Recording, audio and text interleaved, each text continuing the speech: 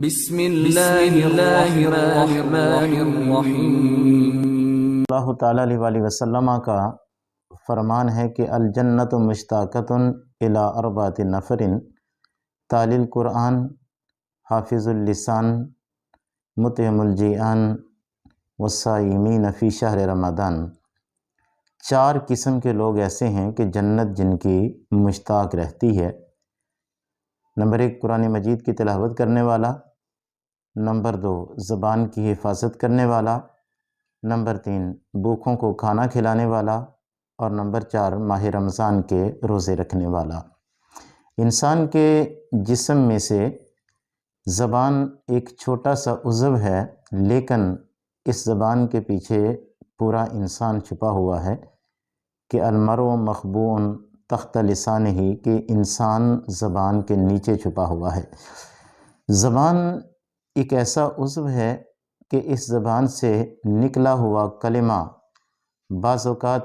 انسان کو ثریا کی رفعتوں سے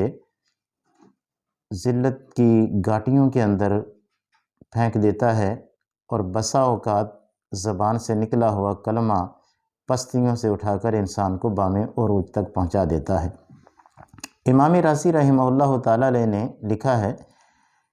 کہ میدان حشر کے اندر جب سارے لوگ اللہ کی بارگاہ کے اندر جمع ہوں گے تو رب ذوالجلال ایک بندے کے بارے میں ارشاد فرمائے گا کہ اسے جنت میں داخل کر دو، اور اس کے ایک عمل کی وجہ سے، اور پھر اسے کہا جائے گا کہ اپنے عمل کا جائزہ لو، اعمال کا جائزہ لو۔ جس وقت وہ اپنے زندگی کے اعمال کو دیکھے گا تو اسے کوئی ایسا عمل نظر نہیں آئے گا کہ جس عمل کی بدولت اس کی بخشش ہو سکے۔ وہ عرض کرے گا اللہ کی بارگاہ کے اندر،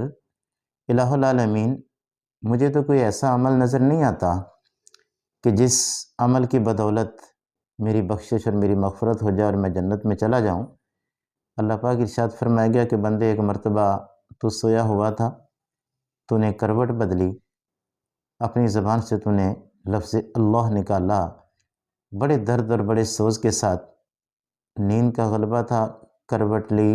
تو سو گیا، لیکن جس وقت تو سو رہا تھا میں اس وقت بھی تیرے پاس تھا۔